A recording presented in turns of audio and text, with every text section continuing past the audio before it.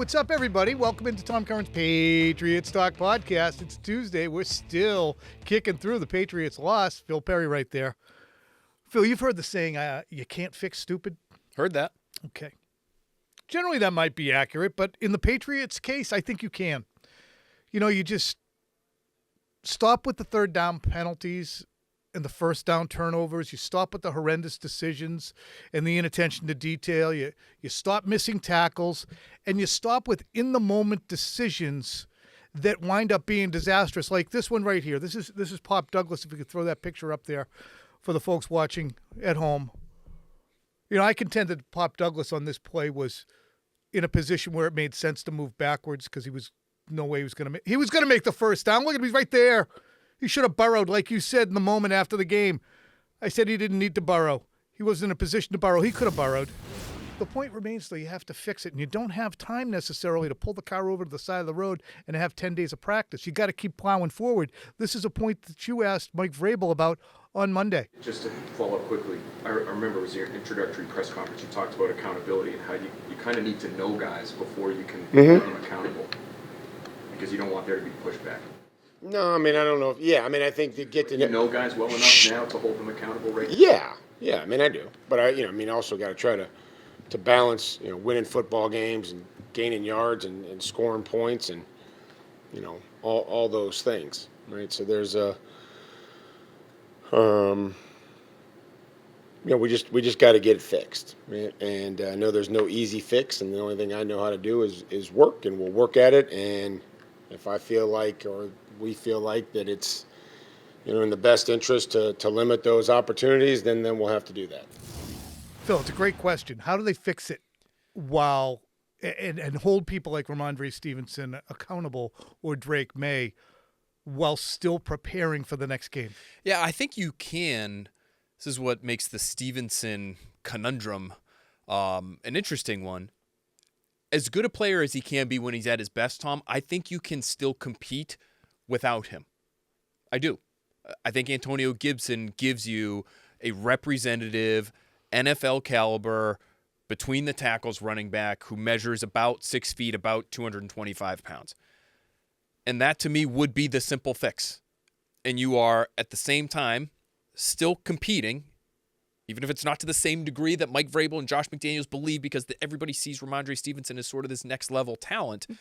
You are still competing, and you're holding a highly paid player accountable, and you're sending a message to your locker room that this stuff can't stand. The stuff that we go over in the film when we're talking about the good, the bad, and the bleep that gets you beat, if you're performing the bleep that gets you beat on a regular basis, we have to move on, at least for the time being. It doesn't mean put him away in storage for the rest of the season. It doesn't mean cut the guy. It just means for this week, and let's see how it goes moving forward, both in practice and in games. But for this week, you go with Gibson as the primary guy, with Travion Henderson continuing on as his sort of sub-back role. It is the most interesting aspect of this is you don't have to go far back to see how good Rhamondre Stevenson can be. You can just look at the game in Miami and see him as a runner, see him as a pass catcher, see him with a 55-yard down the sideline play that was absolutely critical in that game. You can look at both he and Drake Maye, who should be staples of this team as they become good, and be the reasons that they're getting good, not the reasons that you're losing the game. And between them, they had 4 turnovers on Sunday. This team could be 3-0 if not for a sketchy defensive game plan against the Raiders and a Drake Maye turnover, and for what happened on Sunday. And it's not going to go away. Listen to Mike Florio. He spoke to Cam Hayward after the game. Here he was on Football Night in America. The Patriots fumbled 4 times today, and all 4 were recovered by the Steelers. Said Hayward of the Patriots, we knew there were a lot of career fumbles on the other side. I asked specifically about running back Rhamondre Stevenson, who fumbled twice, and Hayward laughed and said, we were aware every time he was in the game. But he didn't want to pick on Stevenson. He said, generally, this is a group that turns over the ball. So just like with the Patriots, they would look at any player on the other team and say, he's going to put it on the ground, just grab at it. Punch it, whack it, slap it. And it's not like maybe it'll come out. It's going to come out. And the funny thing is the fumbles that he is guilty of, we talked about this Sunday, they're not these violent, unexpected, oh my God, somebody just, shot a grenade at the thing. There's no way he could have held on to it. It's normal course of business type of whacking at the football. And Rhamondre Stevenson, for his part, he's mad and sad. Here he is after the game on Sunday. I mean, I appreciate it, but I got to hold on the ball for the, to have value and, put value on this team. So if I can't hold the ball, they don't need me. This goes to, Phil, how a team is constructed in an interesting way, and where is it in their DNA, is it in their marrow that they are a losing football team? I mean, he had 7 fumbles last year. He's a good player. 7 fumbles last year. He's got 2 already this year. He was on the scene in 2022. Unfortunately, we whipped it backwards over his head during a game against the Raiders. I'll never let it go. I'll never, ever let it go. But as Mike Vrabel tries to transition this team, does he have to look at guys like Rhamondre Stevenson and say, that this is what I'm talking about when we have to go new broom sweeps clean? I think that thought has to cross his mind. And the fact that you can't do it right now is because, or even this offseason, and I don't even know about that next offseason, Tom, his contract. He's under contract. He's getting a lot of money to be a very good running back. And he is, I think if you were to look at it league-wide, I don't know where you would have him. I would have him probably somewhere safely in the middle of the pack among starting NFL running backs. With the fumbles, I'd probably put him around 24. With the fumbles, it's worse. It's clearly worse. I mean, in terms of, expected points added, and we're going to get to some expected points conversation here soon, he was last in the league last year because of the fumbles primarily. And he didn't do enough to make up for those on the positive end.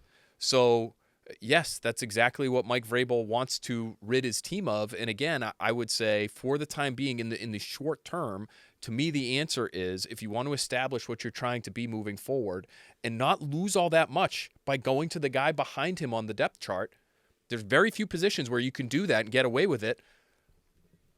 I would make an example of one of your highest paid players and sit Rhamondre Stevenson this coming weekend. And the funny thing, too, is it's not just, hey, like Bill used to do, bench a guy who made one mistake and say, this will send a message to the rest of the team. He is actively losing you football games when he does that. I mean, you can go back to Cincinnati in 2022 as well, when he fumbled after they erased an 8 or 21-0 lead right before Christmas, and he fumbled. They had a chance to go in and win a game. Barely any contact, and he fumbled the ball. He's depriving them of chances to win the game. So it's not just a message. It's, I got to protect myself here. I don't know what's going to happen when we put it into the belly of this wonderfully gifted 6-foot, 230-pound bruising running back. And unlike at the quarterback position where he's making mistakes too, you're not going to the next guy and giving yourself a chance, right? You're going to be more willing to let him work through his growing pains than somebody who's a veteran, who should have this thing fixed by now, and doesn't play as an important position. So that to me is the reasoning there. Like, you can make your statement about accountability and what you want the team to stand for and still compete. I know in his answer to me today, he's talking about, we got to think about scoring points and gaining yards, and I get all that. You can do that with other players on the roster not named Rhamondre Stevenson. I equate this to the dad in the minivan as he's driving to a destination, needs to get the family there, but there's chaos right behind him. And he's trying to keep his eyes on the road, but he knows he's got to break up whatever's going on behind him. You guys, stop. Mike has to keep his eyes on the road. He has to keep driving, but he has to do some disciplining behind him. You let that go, give it back type move. I'm feeling like very seen right now, is what the kids would say. What are we doing? No minivan, but yes, I've been there. It's hard. It's hard to serve easy. both masters, right? To be able to say, hey, I'm building a program on the one hand, but on the other, we need to try to win football games here.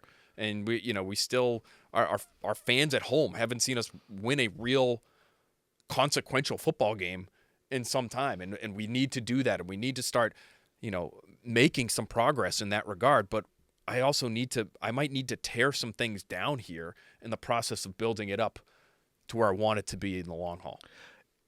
The other interesting aspect, too, is he under the impression, as I am, that this is just a good team in there that's right now infected by a demon and it has to be exercised. I mean, I'm under the impression that this is a team, and we'll get to the expected points, but I look at it as They did a lot of good things. They're gaining yards in massive chunks. It's not like last year against the Chargers when they were non-competitive. It's not like the Germany game in 2023, non-competitive, or the Colts game, or any number of games we've seen. This is a team that you should be able to look at and say, wow, they're making some plays. And there's two ways of looking at that. One, it's, well, okay, that's glass half full operation there, Tom. And the other is it's simple turd polishing, which is what Mike Vrabel alluded to Monday on WEEI. I mean, we can polish the turd however we want to. and just understand that, you got a 5% chance to win a game where you have that many turnovers. The average margin of victory in those instances is probably 18 points. And to think that we still had a chance. So there's a lot of good stuff in there. There's stuff that's very detrimental, obviously, and we have to we got to correct it. And we have to be able to move on, but we have to be able to coach it and acknowledge it and then fix it. Maybe you say, hey, what, I'm bottom line Billy over here. You can give me all the details that can prove that it's actually a good team. It's not a good team. These aren't good performances. And you can be correct. However, it is worth pointing out that when you look at the overall performance and then individual plays within the overall performance, you have a 19 or whatever it was play drive and you undo it with a fumble at the end by Rhamondre Stevenson. It's not like that 19 play drive didn't happen and didn't include some good plays. This is Kevin Cole. I mentioned him to you last week. He has a website called unexpectedpoints.com. Tracks estimated, what is it again? Expected points added. Expected. Jeez. EPA. It's like the Environmental Protection Agency, I almost said. Listen to this. The Patriots lost 6.7 expected points on the Stevenson fumble on the goal line. Yikes. They lost 5.6 expected points when Drake Maye fumbled at the Steelers' 33 with 7:48 left on a 1st and 10. They lost 5.4 expected points when Antonio Gibson fumbled on 1st and 10 from the Steelers' 43. And it was 14-7 at that time. So they could have made it 21-7 before halftime. They could have made it 21-7 after halftime, and they could have made it 21-7 after that Gibson drive. Could have been 35-7. Mike. And they lost 4.6 points when Stevenson fumbled with 13:31 left in the first quarter on 1st and 10. They lost 4.4 points when Maye got picked on 3rd and goal. Why you're saying, why is it 4.4 instead of more? Because it was 3rd and goal. So you can't presume the touchdown, and they only had one more play. Bottom line is the turnovers cost them a total of 21.4 expected points. I hope you guys aren't too lost in the sauce with those numbers. But, Phil, that to me is smoking gun evidence that there's a demon inside. And if the demon can be exorcised, Patriots might start being double-digit favorites against everybody. See, I think the way Mike Vrabel would look at it, my guess is he of the turd polishing approach, or that's how he viewed this sort of conversation, is I don't think he views this team as good enough to compete with good teams on a regular basis. They are talented enough to potentially beat up on a mediocre Steelers team. They're good enough to beat on the road a right now bad Dolphins team. But I think he doesn't look at this team as, hey, if we just fix this one thing, suddenly we're good. The quarterback, I think, has a longer process that he needs to get through that the coaching staff probably sees and would acknowledge. To me, the receiver room, Tom, your leading receiver yesterday, 2 catches for 28 yards. Good teams have receivers who make big plays on a fairly regular basis. They don't have that right now. The defense is good enough. The running back should be one of your best position groups, but let you down for obvious reasons. So I don't know if he sees this as a good team yet, but they're probably only a couple pieces away and some quarterback development away from being pretty good.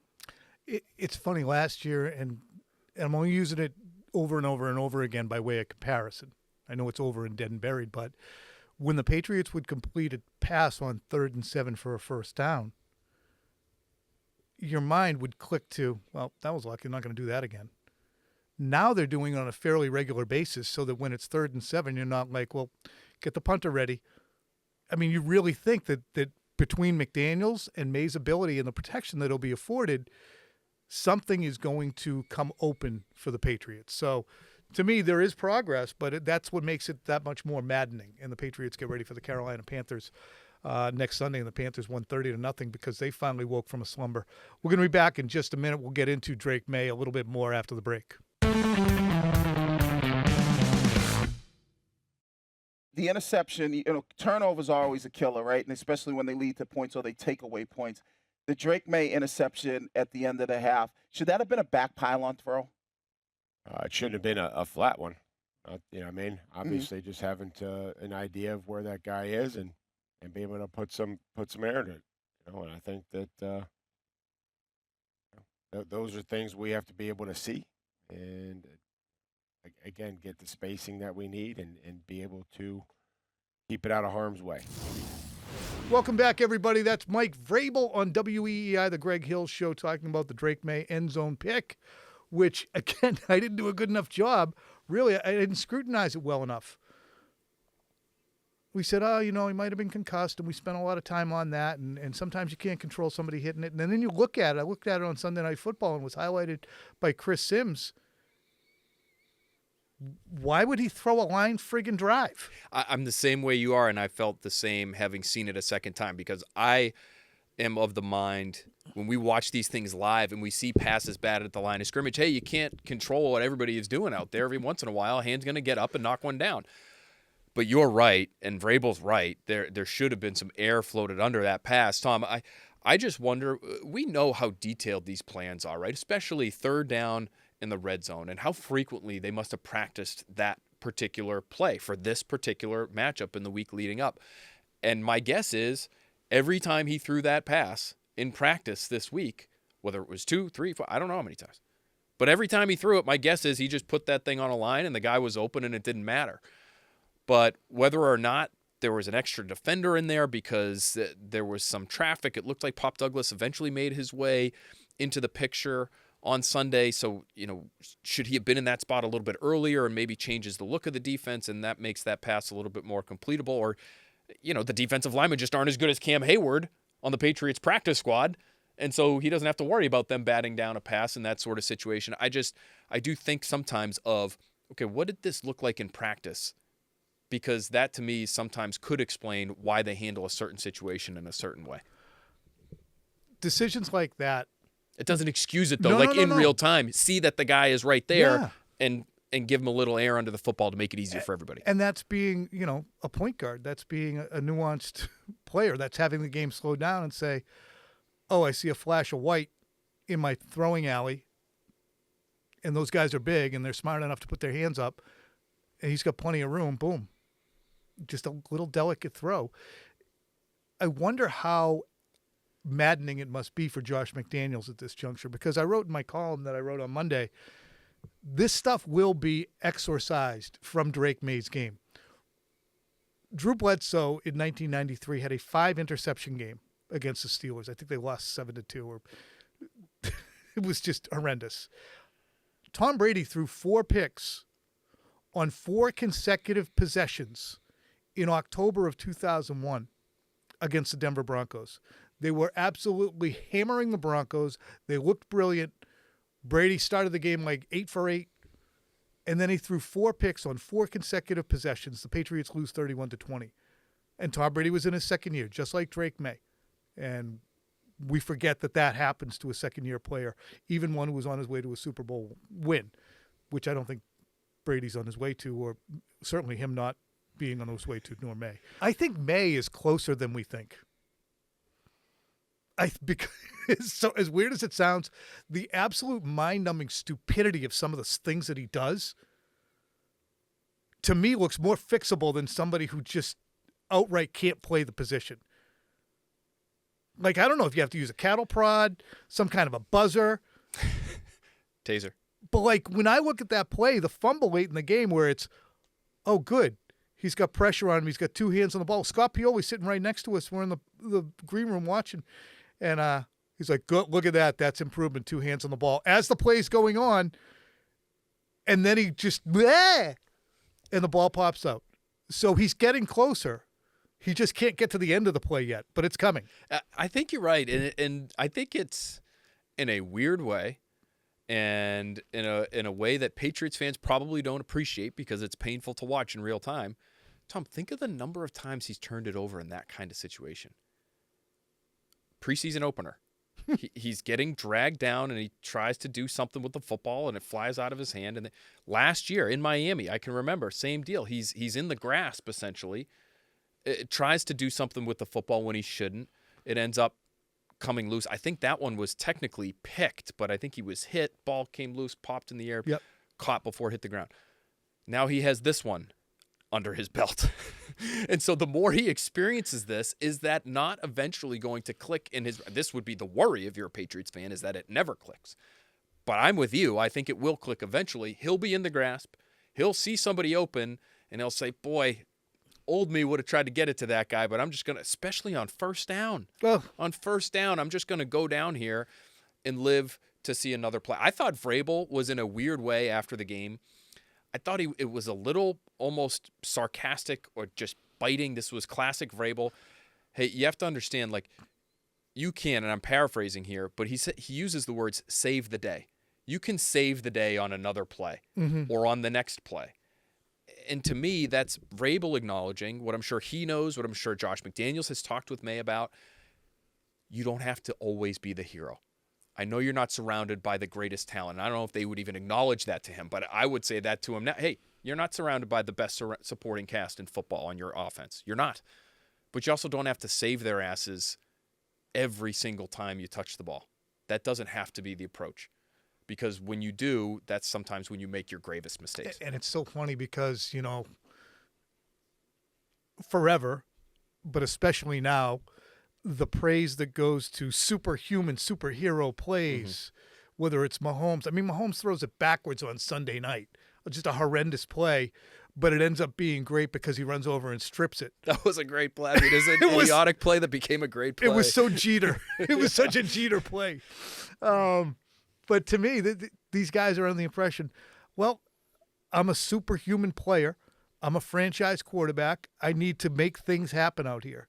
And the Patriots had and showed that they had a good enough defense on Sunday that they were fine. You didn't have to do that. I mean, yes, it was 14-14 for far longer than anybody wanted it to be. But leave it at 14-14. Your defense is going to get you the ball back again, even if you end up in 2nd and 14 because of your sack. And clip, maybe you can get a field goal out of it. Maybe you punt it, but you're going to get the ball back. You're not going to give it to them, which is what they did, and they turned that into the touchdown. I think this year, too, to your point about them just being easier to watch, the fact that it's not a miracle now every time they convert on 3rd and 7, maybe eventually over the course of the season he comes to understand it's not the death knell it once was, say the death knell it was in 2024, for us to take a sack. The drive isn't necessarily over because we moved back on one snap. We have the ability to pick up 8, and now it's 3rd and medium as opposed to 3rd and long.